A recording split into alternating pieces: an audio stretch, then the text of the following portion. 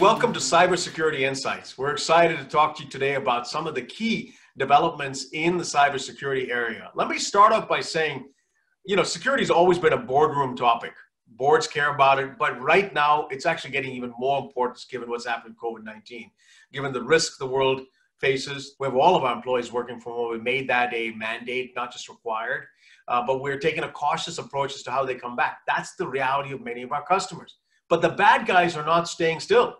148% increase in ransomware during this time. They're just looking for every way to take advantage of innocent people working at home. And then we've seen 52% increase of all attacks in the March timeframe targeting the financial sector. So it's very important that we have a different approach to security, because our belief is the security industry has been broken. You'll see on this chart, 5,000 odd vendors, 15 or 20 different categories. And it's often, I describe like going to a doctor to stay healthy, and she tells you, you got to take 5,000 tablets. And you fall off your chair saying, that's just not possible. So how do you prevent having 5,000 tablets, taking 5,000 tablets to stay healthy? You eat your vegetables, your fruit, your proteins, drink your water. You make it part of your hygiene. And that's what needs to happen in security. We've got to move away from this bolted on approach, siloed approach where you've got, various different, it just feels like even 5,000 tablets, 5,000 security tools are all kind of like healthcare, deem themselves very important. And also from security that's just focused on threats.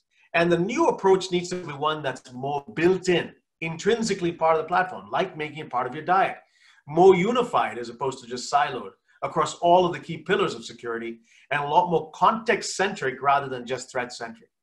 To do this, we've been looking at kind of the value proposition of VMware. We're about a $10.8 billion company, and have played across these 3 or 4 layers of being a digital foundation for the world. Any cloud, any app, any device with intrinsic security. You've seen this from us over the last several years. What we've sought to do is layer into that diagram 5 or 6 important control points in security that we think are going to be super important to make security intrinsic. Let's start off on the bottom right corner of this with network security. We think a new approach for network security means that if you look at data center networking or firewalls or load balancing or SD-WAN, what is a $30 billion opportunity, a new approach could be one where you could have in one platform all of those capabilities in something that's more software defined. That's what we've been doing with NSX, our platform. Some customers call us sort of the Tesla of networking, because we're taking a somewhat traditional hardware defined approach to networking and building a more software defined networking stack for security, much the same way a Tesla is building a software defined car.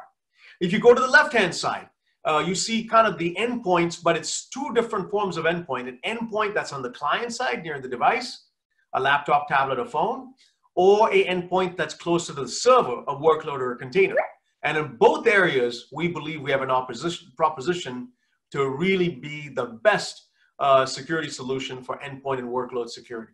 Identity, we think there's a tremendous opportunity to be the best solution that not just does some ourselves, but also partners with the best of breed players, for example, Okta or Azure Active Directory. In cloud security, we're going to do a lot ourselves, for example, cloud security posture management, but we're also going to partner with the likes of web gateways and proxies like Zscaler or Netscope. And then analytics is the big kahuna, because the more data that you have, the more equipped you are to prevent breaches. And what we believe here is this notion of what the analysts are now calling XDR, collecting telemetry from all of these control points, which we have exposure to: network, endpoint, workload, identity, cloud, and having one big data lake where you reason over this with a variety of behavioral and AI algorithms, and then provide the best way by which you can protect customers from possible future security events. This is something we are well best, because we actually collecting the most telemetry of anybody from disparate different sources, and you're going to only see this increase. You're going to see us build the best products in each of these categories, but one that's intrinsic and also works between them in ways that are incredible. Let me give you a couple examples. With Carbon Black, we're going to make it agentless on the service side with vSphere. Nobody else can do that. We're going to do that, and you're going to see that very soon. With Carbon Black, we're going to make it unified with Workspace ONE on the console, so you have a unified approach there on both the console and the agent. something that you also start seeing from us very soon. These are things that nobody else in the industry can do. Network security, you're going to see from one platform, data center networking, load balancing, firewalls, and SD-WAN. Beautiful security-centric networking story. So this is the approach for folks. And now I think as we listen to several of the thought leaders and analysts, you're going to hear them get into this story in more detail. We have an exciting conversation coming up now with Zoom about how they are approaching security in collaboration with VMware. Hello, everybody. Thank you again for joining us in this episode of Cybersecurity Insights. And I've had the opportunity to interview a number of great guests in the past, but I got to tell you, this one is something I am really looking forward to because this person I've had a friendship with for many years.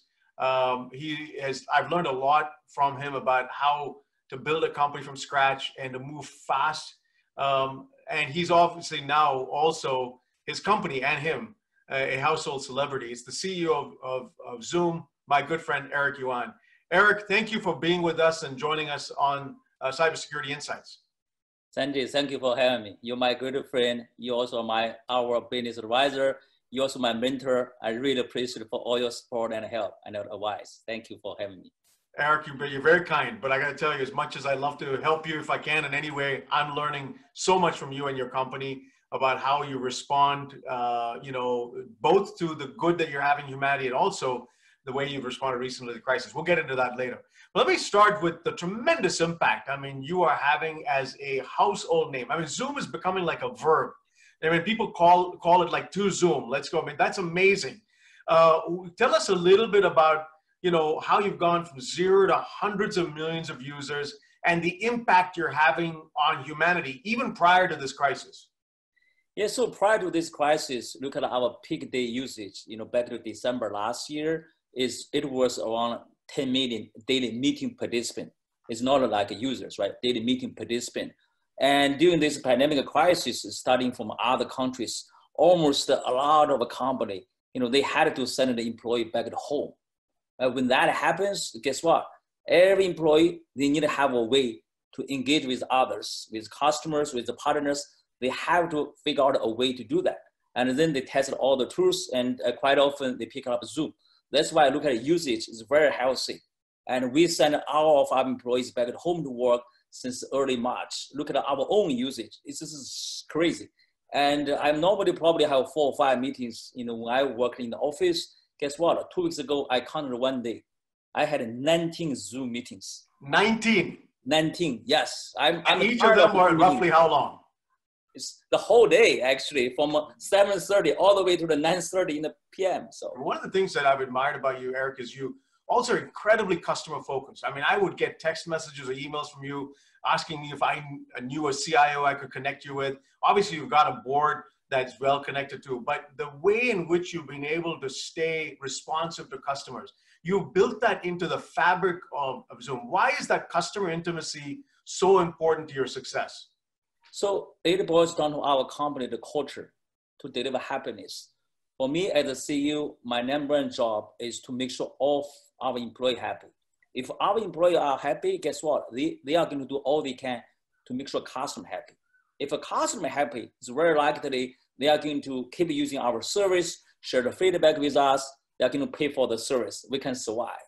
I think we do all we can. The number one goal is to make sure customer happy. Otherwise, no matter what we do, the business may not be sustainable. That's why, got to, from my side, from all the engineers, all the product managers, everyone, we got to look at everything from customer perspectives, especially for software service. How to quickly respond to customer requests is very, very important. Thank you for the impact you're having on the world in a positive way in humanity. But, part of that comes also with some responsibility. And you've had to respond in the face of crisis to security issues. And the way you've responded to that has been amazing.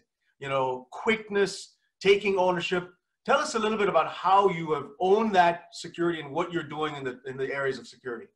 Yeah, so maybe please let me take a step back to share with you a little bit about what had happened, because Zoom was built to serve the business enterprise customers. So quite often we work together with enterprise IT team, and we have all kinds of security features built in.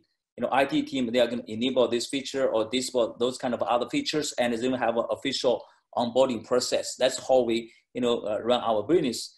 And however, during this pandemic crisis, we have so many first-time users, including the K-12 schools. I think we should have done a better job, meaning not only do we offer a service, but also we should play a role of IT. So meaning we should give them a package, a very simple, easy template.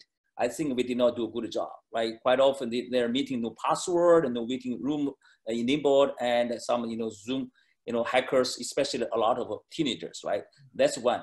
Another, thing is we have a global distributed meeting center, to have a best performance. I think we should give customer some flexibility to customize the data center, right? So make sure, they do not have any security, perception problem, right? So having said that, we never expected, so many the first-time users from all over the world, and we did not plan well, but we quickly took actions. That's why we decide, to freeze any new features for 90 days. Double down, triple down, Wow. leave the focus on. No features for 90 days, just focus on security. Yes, exactly. That's why I also just acquired a company. This is the day we announced when we acquired Keybase. Essentially, that's our first acquisition.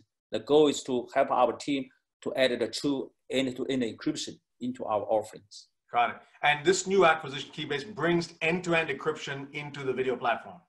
Yes, yes. Great. That's so good to hear. We use, I would say there's two features we use very heavily. We password protect all of our important meetings. I mean, it's almost now the default feature when I set up a meeting. And we use waiting rooms very heavily. I joked about it today with my chief of staff. I like waiting rooms so much that it's like a timeout. If I don't like what people are saying, I could send them to a waiting room if I don't want them to be there. So we could use it in a creative way and have a little fun with it. And I'm sure there's many other features. We use those two a lot. And I will tell you, as much as security is important, we have never had an issue with the ease of use and performance. And these are always, I tell people in security, you're trying to balance the accelerator and the brake. The accelerator is ease of use, performance. Brake is what you need to do to stop it. And you are right in that balance. You probably, focused a lot on the ease of use and performance. And then, it's really good to see the focus that you put on security.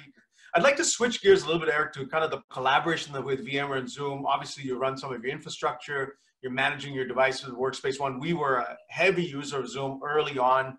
There are many fans of your technology. Some of your board are ex-VMware people. Can you talk a little bit about the collaboration between VMware and Zoom, and what are some of the things that have come out of that collaboration? Yeah, collaboration is awesome because when we back to home to work, the first thing is about which endpoint, which device we are going to use, how secure it is. Like the first question I have, I back to home to start working every day, and how secure my Wi-Fi, right? How secure my network. I think we focus on the collaboration service. You have from network layer, from secure endpoint, from device, from workplace. I think to get together, we can offer a very flexible, very secure collaboration service. I think that's why we are so excited. That's great. We're excited about that too. As I mentioned earlier, Zoom uses Workspace ONE internally. We use Zoom ourselves very heavily at VMware for all of our 30,000 employees. And we began to think of ourselves as customers were asking us, what was the best way to put together the combination of Zoom with our products that would make the experience for the customer delightful? So we were very honored to work with your chief product officer, your engineering teams, your internal teams. And what we have done is brought a trifecta of VMware solutions: Workspace ONE for endpoint management and virtual desktops, Carbon Black for endpoint security, and VeloCloud for SD-WAN. That trifecta, we're deeply integrating it with Zoom so that, for example, you can use Zoom inside a virtual desktop session. We will optimize the network speed with VeloCloud for Zoom. And of course, use the EDR and all of the security lake to better make the Zoom client even better. So that combination, when we can go to a joint customer and say, listen, you can use Zoom, and the infrastructure that supports that for network and security, endpoint security, network security is the best, is great. We're super, super excited about it. And I hope you are too. Maybe in kind of closing, Eric, tell us a little bit about, what type of advice would you have for organizations as they're trying to balance this work from home and at the same time security? Any perspectives as we wrap this up? I think first of all, got to, especially from an employee perspective, pick up the most secure and also the good solution for employees. That's number one. Number two is to work from home is really not easy. I got to, kind of figure out a way to, schedule some time to stretch yourself.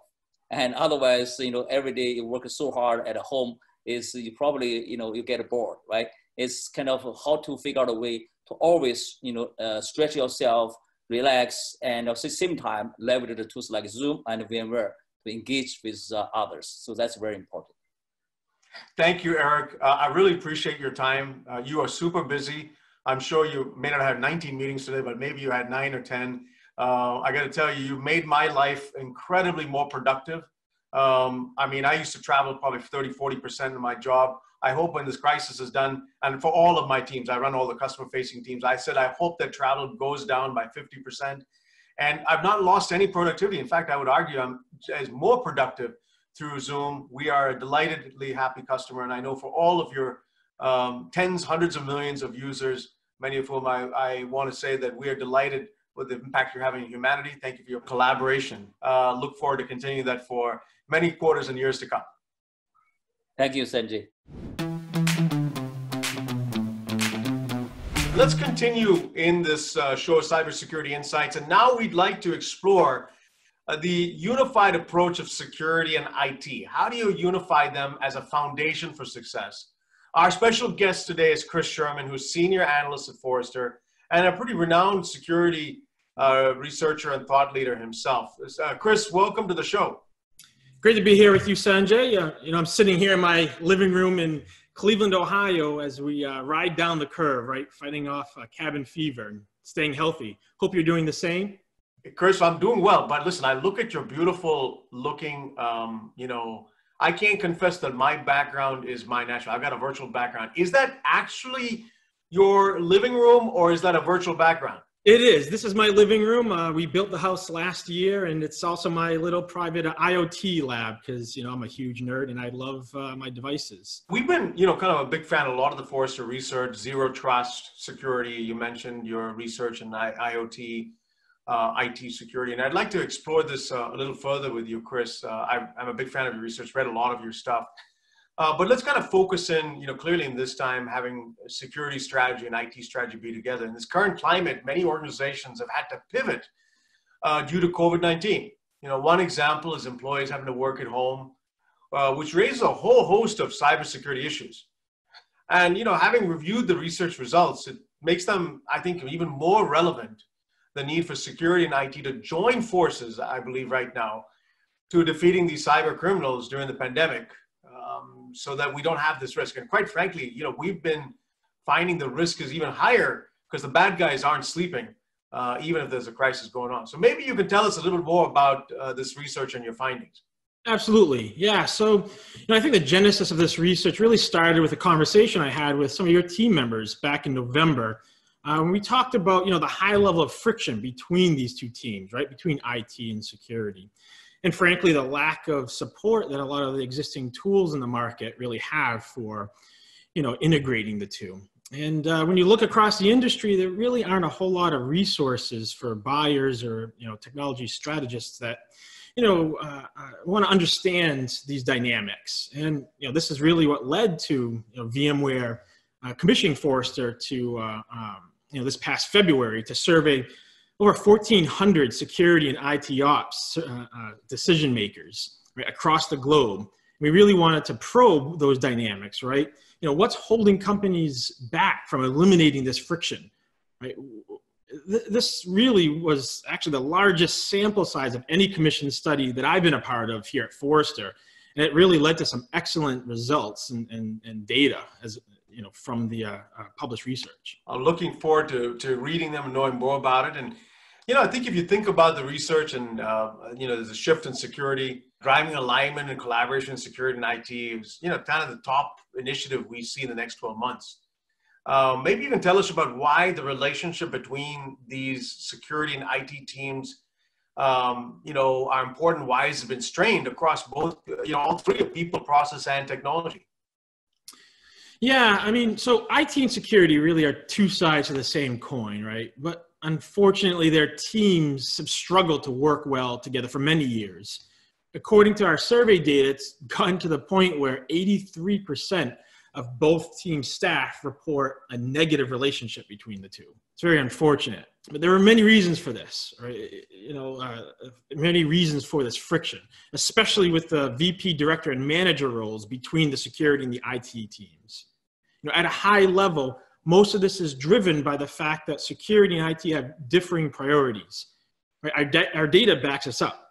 You have IT on one side that's focused on technology efficiency and uptime. And from our conversations with IT staff, it's clear, they view security as philosophically opposite, to this, right? Often as roadblocks to accomplishing their goals.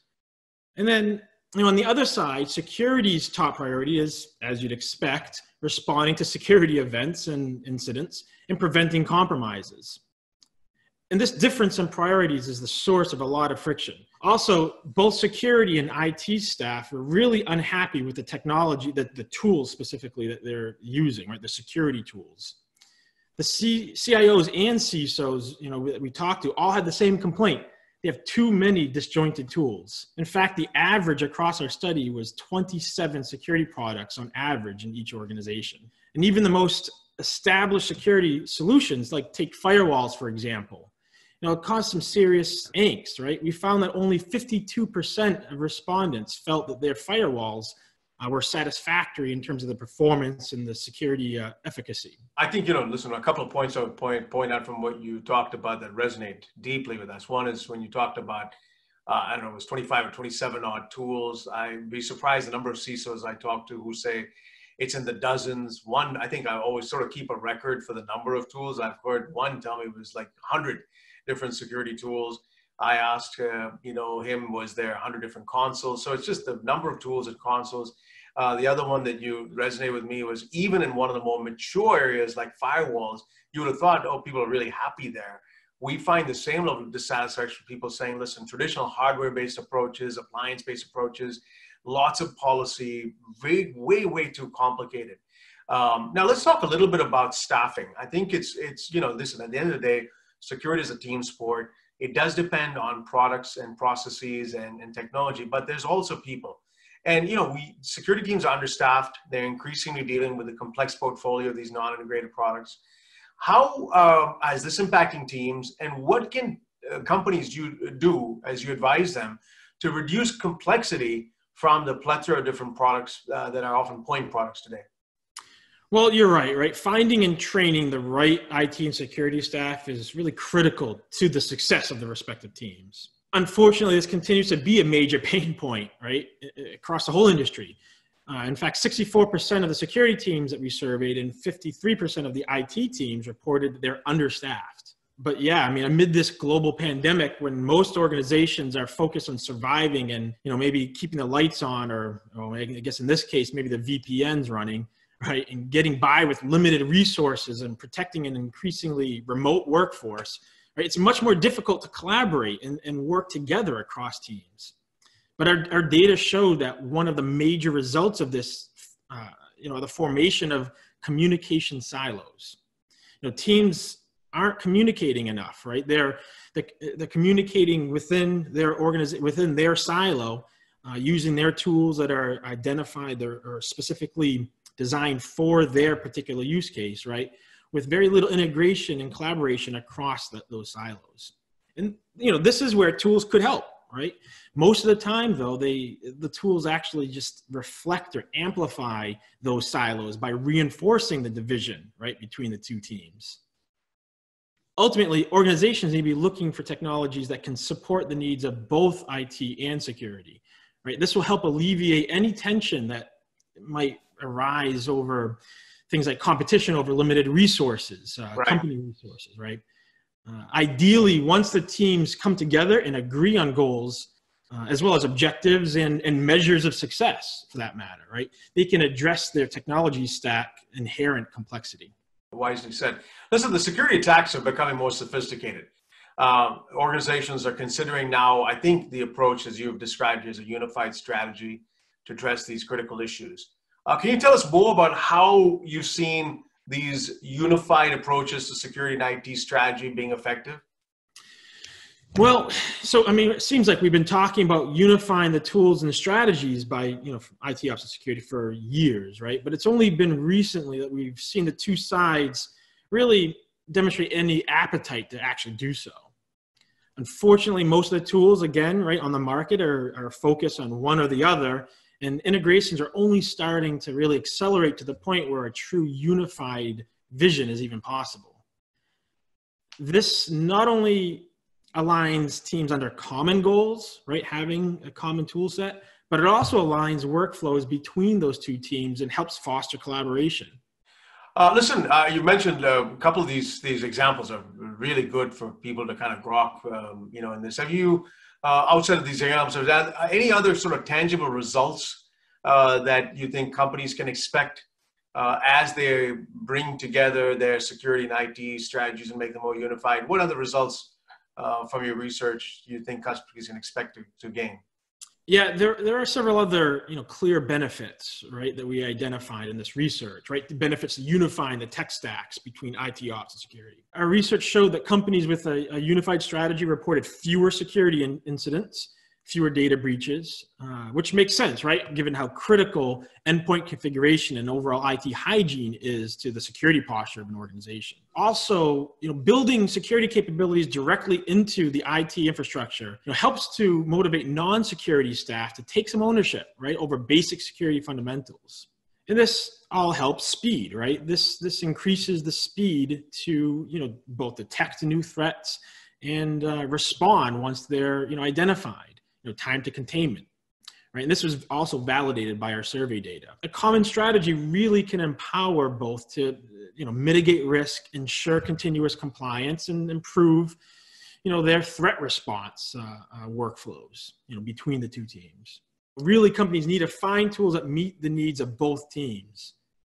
And at the end of the day, as you pointed out, security is a team sport. Right? We all benefit from working together to protect the business and its employees, right, from malicious actors, especially in these difficult times. That's great, Chris. Thank you for your research. So I just encourage all of you who are listening, if you want to, get Chris's research, go to this URL on the screen here and you'll be able to download it. We're excited about it. I mean, listen, personally, when I watch IT teams and security teams sometimes sort of spar at each other, I think that increasingly, whether the security team reports into the CIO, sometimes that's the case. Sometimes security teams report into the chief legal officer, or they report maybe into the CFO. Wherever reporting structures are you have to build a team sport because there's aspect of this that's policy, aspects of this that are technology. There are aspects of this that are people. Thank you for this research, Chris. As always, I'm a fan of the stuff, as are all of we, and what you write. So it's always good to be able to see more. This is also much of the other extended Forrester work, like Zero Trust, that have become kind of the things that I've seen now becoming more pervasive in the industry. So thank you all for listening to this. And we hope we'll continue to serve you in the course of this program, Cybersecurity Insights, with more insights like this. It's my pleasure right now to also continue this Cybersecurity Insights series now with a wonderful interview with the head of security and infrastructure at Circle K, Suzanne Hall. I've had a chance to briefly meet her prior to this, and she's got an incredible vision of how infrastructure security comes together in the context of retail. So I'm looking forward to the discussion. Suzanne, thank you for joining us today. Thanks, Sanjay. Glad to be here.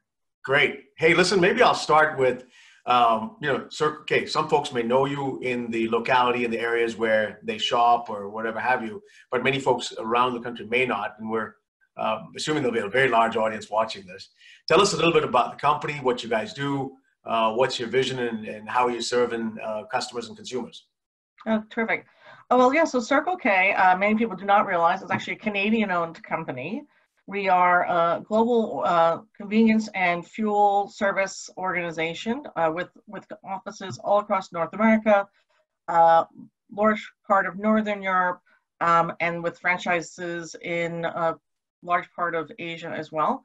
We're the second largest convenience store company in the world and the 11th largest retailer. Yeah, we acquired Circle K, the brand, back in the early 2000s. And our goals right now over the next 5 years are to try and double in size, which is a pretty aggressive goal considering our organization, which really is taking a $60 billion organization and trying to double that in the next 5 years. So wish us luck. Let's focus now a little bit more on the infrastructure and security part of it. It's interesting that you own both. As you think about those areas, how are they linked together, and what have you been doing to tie infrastructure topics and security topics, which are often, you have a CISO and then a CTO owns infrastructure. In your case, you own both. And I think it's a classic way in which, we're trying to kind of get traditional IT teams and security work well together. You're living it, then you're breathing, and you're implementing it in your team. How's it working out, and how are you making it work? Yeah. Oh, so for us, it was actually a key part of me being attracted to this role. And I've been here about 18 months. I really feel for certain organizations, culturally, if you can make it work where security and operations can function together, it really empowers your security team to move things quickly. And it also gives me the opportunity to take ultimately super scarce resources from the security side and build more security acumen within my network teams and my hosting teams and my infra, so that I get actually really smart technologists that also get security, collaborating with really great security folks that also get technology. There's a lot of synergies that I get from that, from combining these two organizations. And where Circle K was before I got here, we did need to rapidly mature a lot of our security program, because it had just grown. I'd say the organization grew beyond the competencies of the security team before I got here. And so by having both sides of that house, I was really able to move things quickly. I don't have to negotiate between the network team and the hosting team and the security team, because they all report up to me, and I get to pick who wins all the time. So it works really well. I'd love to talk to you about just COVID. It's on everybody's mind. It's transformed how we all work. You and I are doing this interview work from home. If we were doing it in a different context, I would have come to you, or you'd come to us. We'd have done this in a studio together or in an event. And certainly it's, kind of changing the ways in which we work and family life and so on and so forth. But how is it changing your business? How is it changing your IT organization? And how have you had to adapt to, this time that we're shelter in place work at home? Yeah. Well, it's changed everything for us, as I'm sure for most of your clients as well. Obviously Circle K being convenience, we are on the front lines. We are open across the globe. We may have some small stores that may get closed for periodic periods of time, or maybe some shortened hours, but we've got convenience workers and gas station workers working around the globe through COVID. So we've had to change how the stores look and feel. We've had to rapidly deploy things like curbside delivery to really adjust to customers' wants and expectations. And then we've had to take the entire back office and put people working at home, which was not our culture before this all happened.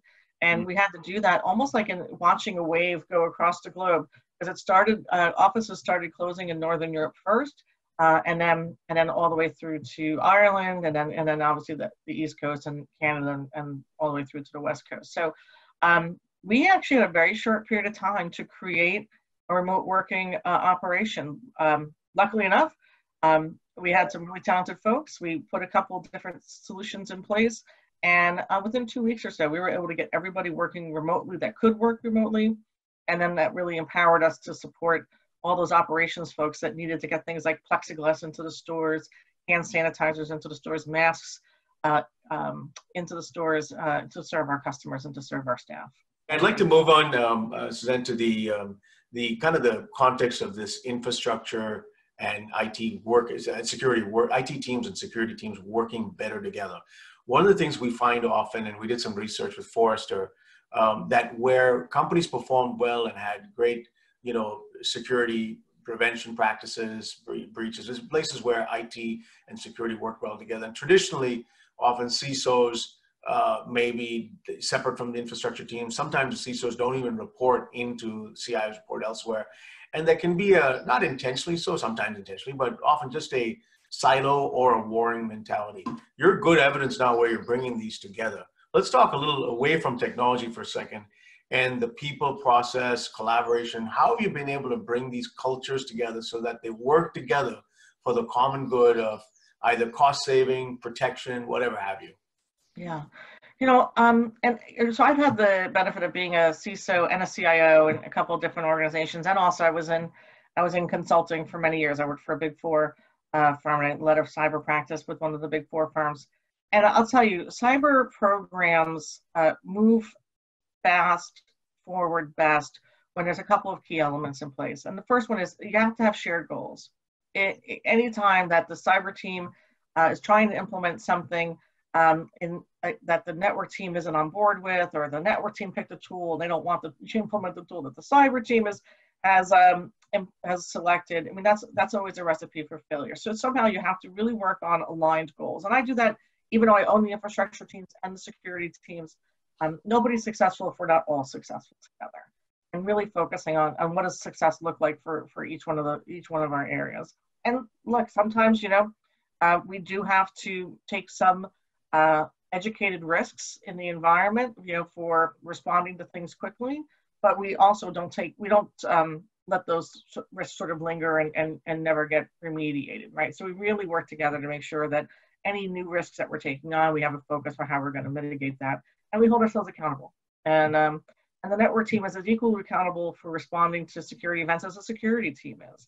The key element I also say to my security teams is when you're working with production operations teams and folks, you've got to have skin in the game. You've got to recognize that they're trying to keep systems up and running 24/7, for the operations of the organization, right? So we can take credit cards and cash in the stores and make the sales and deliver the goods and services when we need to. If the security team isn't seen as fully on board with that mission and that responsibility, then there's a non-equity sort of relationship going on between the two different teams. So you really need to bring them all together and make sure that everybody understands, supports each other's wins and goals.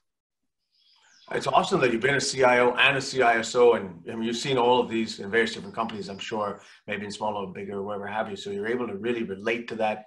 I find the CISOs I talk to, most of my relationships in the years past have been with CFOs and CIOs. I set myself a personal goal this year as we started getting more into security, as I've been shaping that strategy of the company, to meet 1,000 CISOs. I was 15 years ago at Symantec, and most of the CISOs I know are retired and moved on.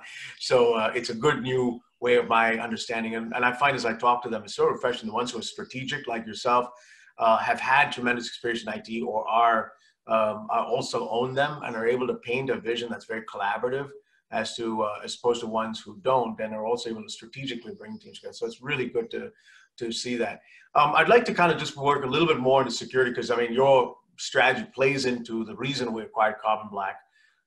And you have some, obviously, knowledge and investment in VMware, but I'm listening, as I was listening to prior to getting onto this, program together, you're probably doing more with Carbon Black, which is awesome. I mean, it'll probably strengthen our relationship with VMware too, in due course. Maybe we can talk a little bit about that. What's been your history with Carbon Black, why you picked them, and where do you see that going on the endpoint security? And then I'll talk a little bit about how we're trying to try that into infrastructure too. Yeah. So my relationship with Carbon Black goes back to almost right after I first arrived at Circle K. Obviously, I know from having come from consulting a number of different tools and products out there, although Carbon Black always had a really good reputation and strength. And I went to Carbon Black pretty early on and said, here's my situation. I've got a little bit of Carbon Black and a little bit of some other things in different places. I really want to standardize on a single tool. I really want to get to a better visibility of my overall network and of my risks. And ultimately, I want to have a single pane of glass. But I've got folks working from and eyes on 24/7. Carbon Black came to the table really quickly and had a great vision for how they could get us standardized across some different versions that we had. And when I said, okay, I want to do this in 6 weeks or fewer, they didn't say, we can't make that happen. I think a lot of people on my team would wish that they'd said that we can't make that happen. But no, we were able to really rather quickly deploy and get up to speed across all of our stores, across all of our networks, all of our, we're a very distributed organization. I've got offices all across North America and Europe.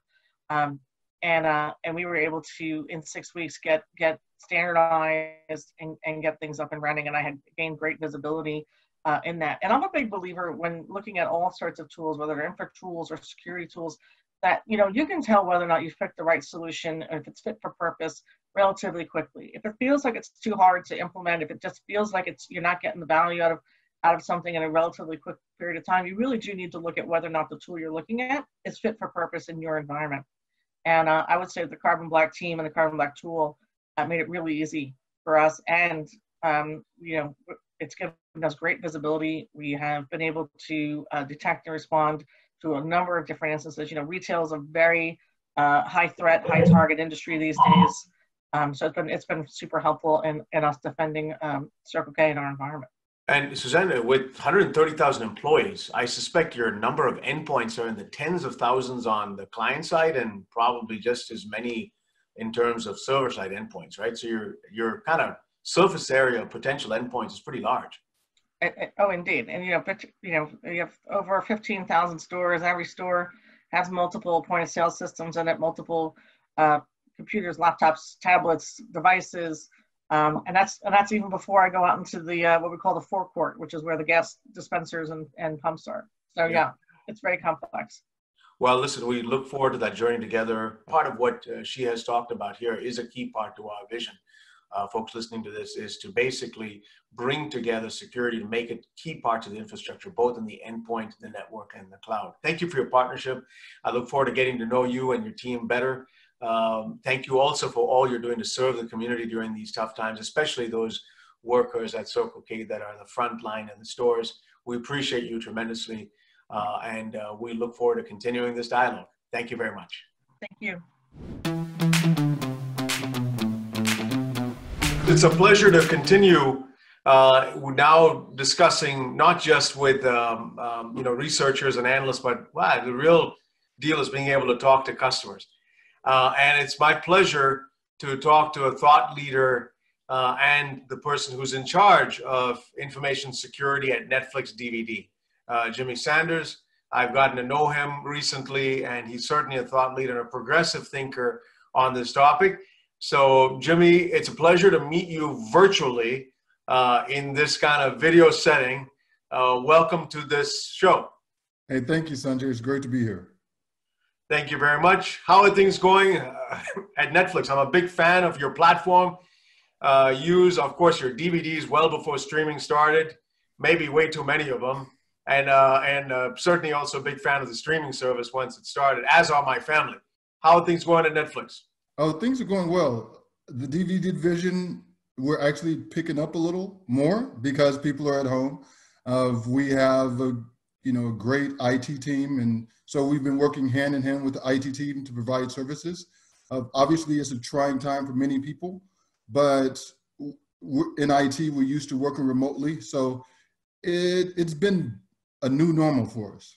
So let's switching a little bit to the company. I'd like to cover the first two questions I had around business and IT. They obviously have to work together. Talk a little bit about what are as you think about the business challenges, how are IT priorities being shaped at the company to meet the needs of what business needs? So for my company, the end user, our customer, is number one. So every spend, every decision has to be with the customer in mind. And it's part of being in what's termed freedom and responsibility. We're responsible for making sure that whether it's IT, whether it's security, whether it's accounting, every move, every decision we make is all lock in step with making sure that our end user, our customer, is ultimately happy. Let's talk a little bit about the kind of the dual mission of security is these, balancing protection, but also ensuring speed and business continuity. So you kind of want to be I call it often like having the accelerator on one side, but then the brake on the other side. It's these two forces that often people either are happy or really frustrated with you. And how do you think about that? Because you have to accelerate business continuity. We're all working from home. At the same time, you've got to balance protection. How are you thinking about those two forces, which are yin and yang, especially in these unprecedented COVID times? So for me, that's a dichotomy that I've gotten rid of. Because security is in the business to make sure that business is in business. And what I mean by that is that my solution shouldn't stop the business. So I'm only looking for solutions. I'm only looking for practices that can help accelerate. I call it, and other people may term it also, rails over barriers, meaning security shouldn't be the division of no. It should be, how can we enable you to do that?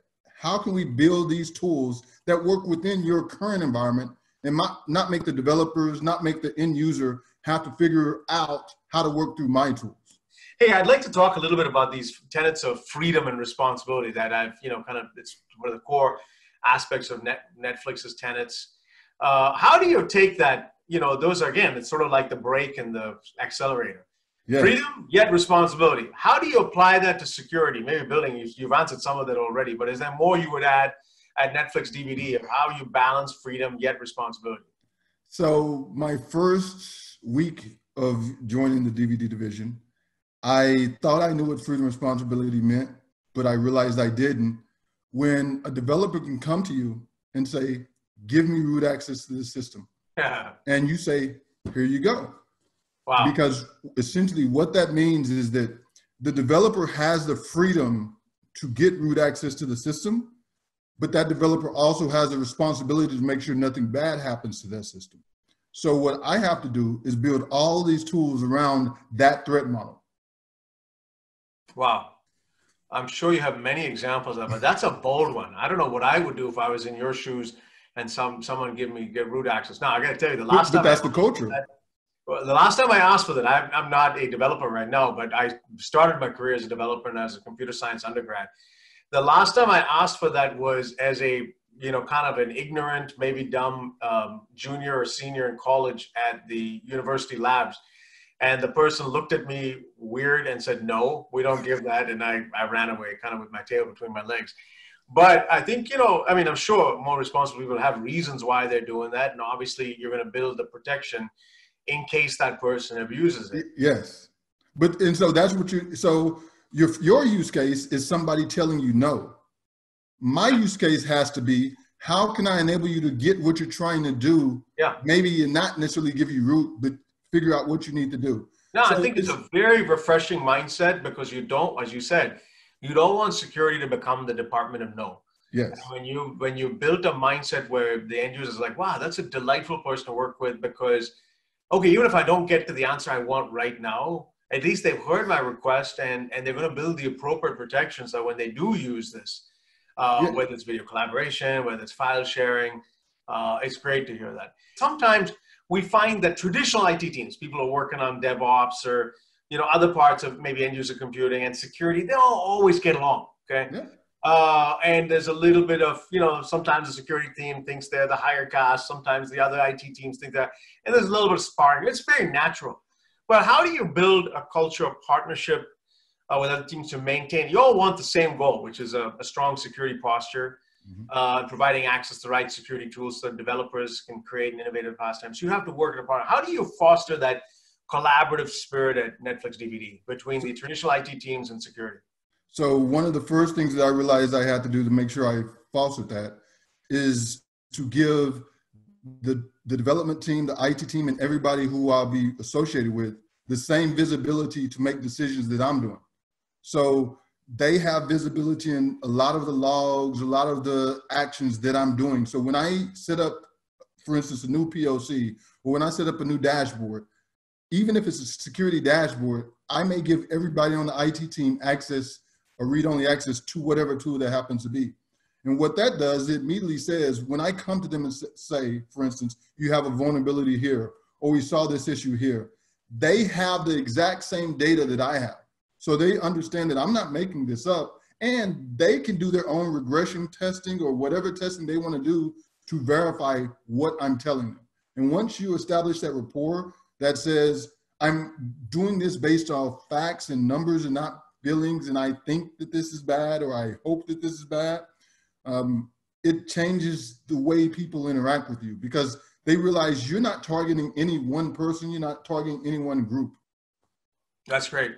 That's great. No, I think it's great. And I think that more case studies and examples, I was just on earlier today with Chris Sherman from Forrester. He's done some research on this topic of how security and IT teams can, that we're also publishing, So it's great to see case studies of this happening very well. Hey, maybe finally a little bit of, we want to really make this much more about you and your journey and your practice than just VMware. But, as I was getting to know you, I said, hey, VMware's always sought to do more with Netflix, but it was always hard because you were bare metal, you worked with the cloud.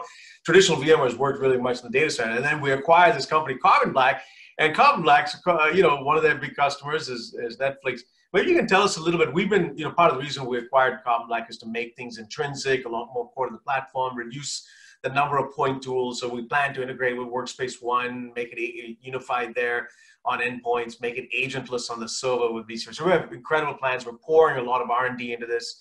Tell us a little bit of your journey with Carbon Black. How long have you been a customer of theirs? How did you, stumble into making a decision with them? And what's the journey been like so far? So we have sorter machines that don't touch the internet, but their update cycle is longer than the traditional update cycle. So we needed a solution that could handle that.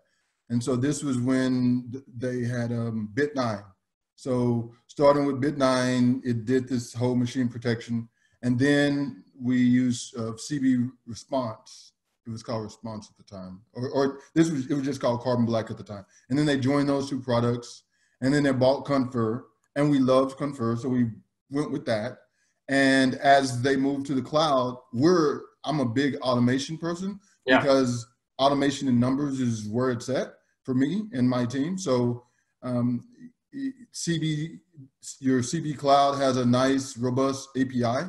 So we're able to do all these automated calls because one of the things that I try to practice is what I call adaptive defense. And simply, I'm constantly changing people's antivirus or protection profiles dynamically based on their threat. So as their threats are increasing or decreasing, or the threat indicators are increasing or decreasing, CB Defense and CB APIs allow me to automatically scale up or scale down their threat. And so by being able to do that and work with the team has been a great journey for me. Excited to hear your journey. I took away a few things. I mean, just working backwards, this idea of adaptive defense and security is awesome. And I think this whole idea of sort of, freedom yet responsibility, being able to do this where you can balance the brake and the accelerator together. It doesn't have to feel like the car is trading off between both of those, are both replicable lessons, Jimmy, that I think can take away from this for everybody listening. So thank you very much for your time. I know your time is precious and you've got a lot going on. Thank you for the partnership with Netflix DVD. We look forward to continuing to serve you in anything that you need. And for people who are watching this, I hope you were able to take 2 or 3 things away from this that you can also apply into your security practice at your company. Thank you very much. Hey, thank you, Sanjay. And thank you, VMware, for having me. Thank you again for joining our Cybersecurity Insights series. And it's a pleasure for me to be joined today by Nupur Davis. She is the Executive Vice President, Chief Product and Information Security Officer for Comcast. Obviously, all of you know who Comcast is with the Xfinity brand and much more. They are a household term and probably becoming like water and electricity in this COVID time. I've been a customer of Xfinity for years, and I don't know what my household would do, my wife and 3 kids here, without broadband. They'd probably be more upset if the broadband went off than if the electricity and water went off. So Nupur, with that as an intro, thank you for taking some time with us. Thank you so much. Thank you for inviting me, and thank you for being a customer. Really appreciate that. Yes, it is. There was a survey done a little while ago in the United Kingdom, and the question was asked, would you rather spend the day without water or without Wi-Fi? And the answer was without water. So it is becoming, a absolute essential thing for all of us. Yeah, that's great. I mean, it's kind of like the early days of the mobile phone. People ask, would you rather be without your iPhone or a cup of coffee? And people pick the phone. So your respected company thought it would be great to just dialogue a little bit. You're in an influential position at a global 100 type brand. Can you walk through, as you set the priorities, the business priorities that are set by the CEO and the executive team, you've got to match that in terms of the IT and security priorities. what are some of those priorities that you are working on in IT and security to help align with the business today?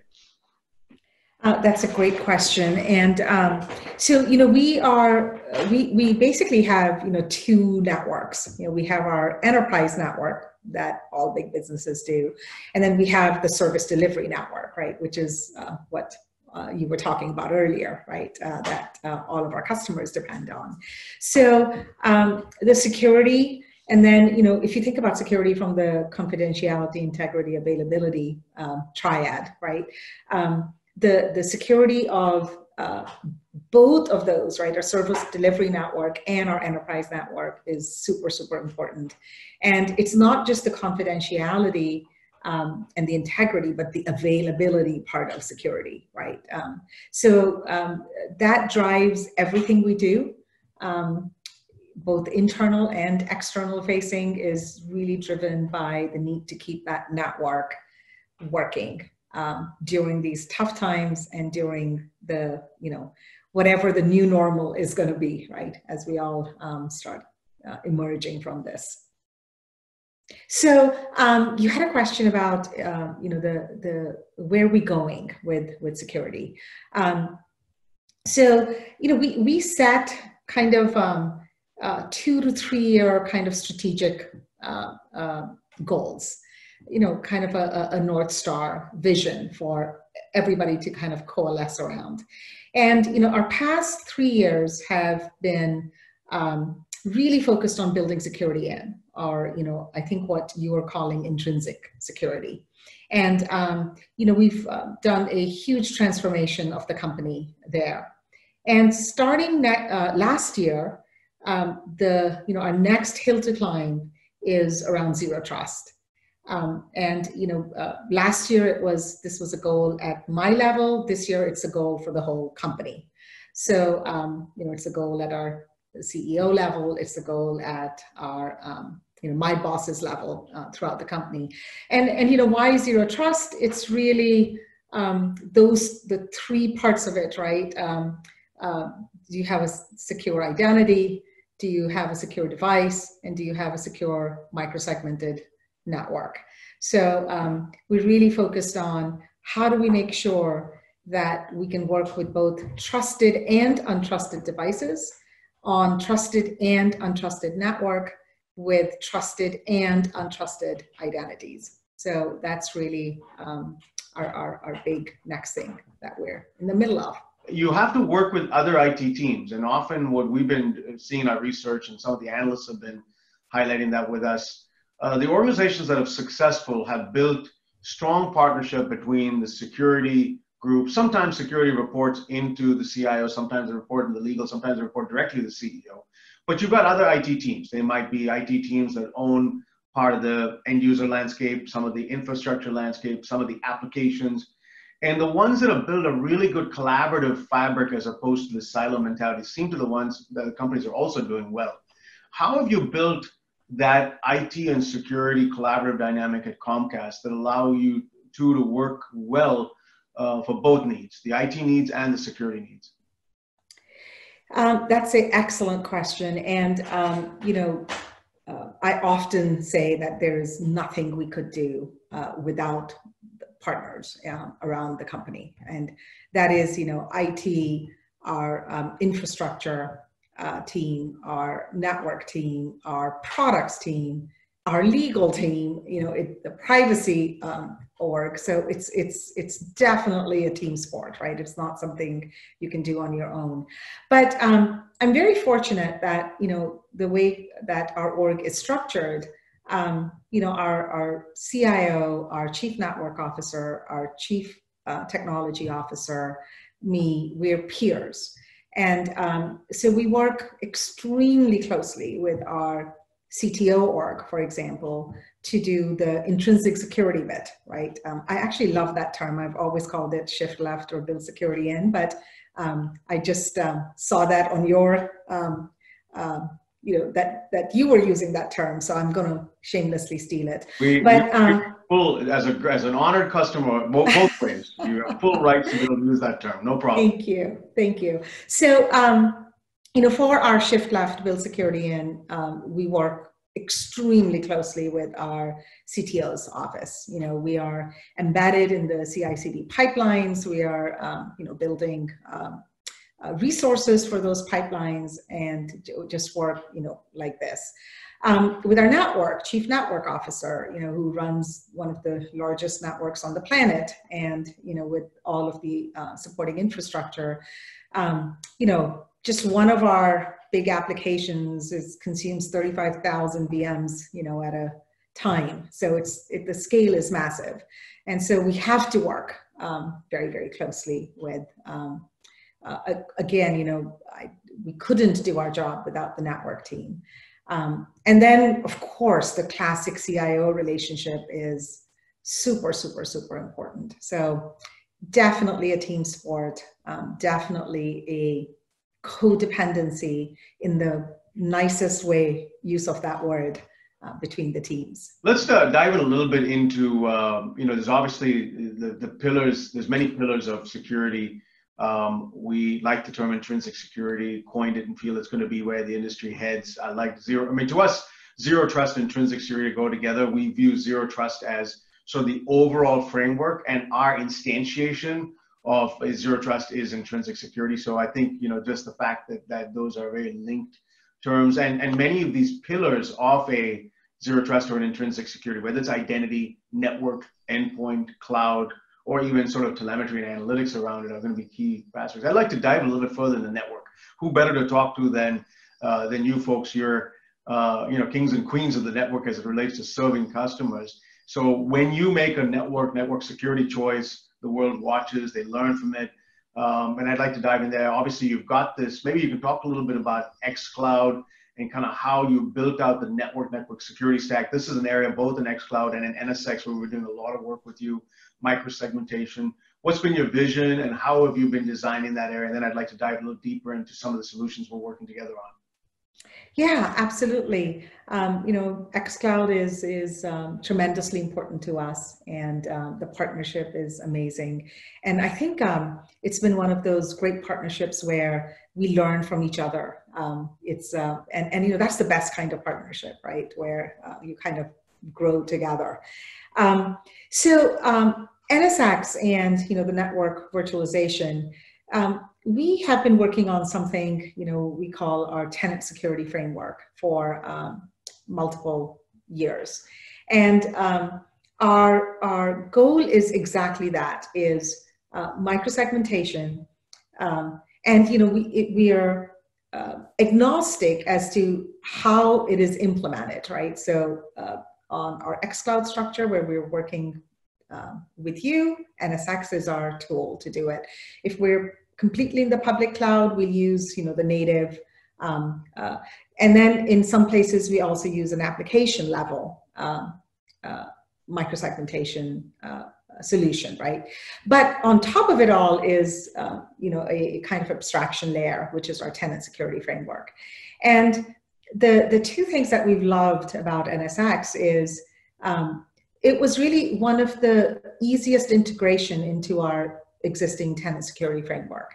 So what does the tenant security framework provide us, right? It provides that basic functionality of microsegmentation, but it also provides that automation, right? The virtualization of the quote unquote firewalls.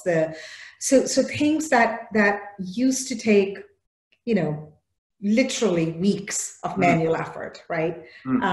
Are now a few lines of code. We're very happy with, the tenant security framework and how NSX helped us implement it in the xCloud.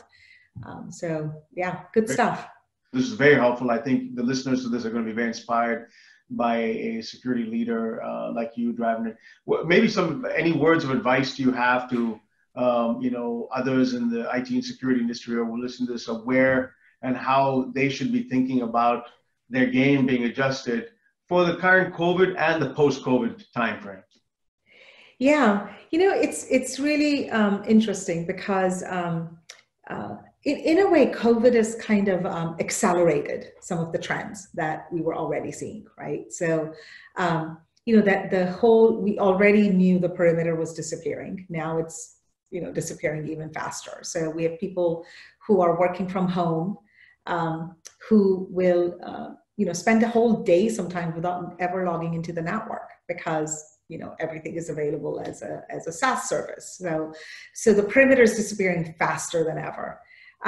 The whole idea of being able to count on a trusted device is disappearing. We are in this situation. You have, much less control on the trustworthiness of a device.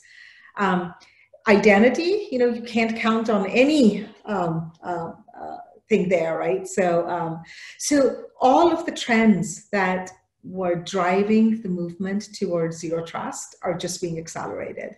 So I think that is really the biggest, what I'm seeing as the biggest trend. That's great, Nupur. Thank you so much for your time. I think, folks, you heard it here, that this notion of moving faster to the future, so to speak, with COVID, it's unfortunate, obviously, that it's a crisis and it's certainly affecting lives, but to the extent that it can help us all move faster to the future in terms of how we adapt our IT and security.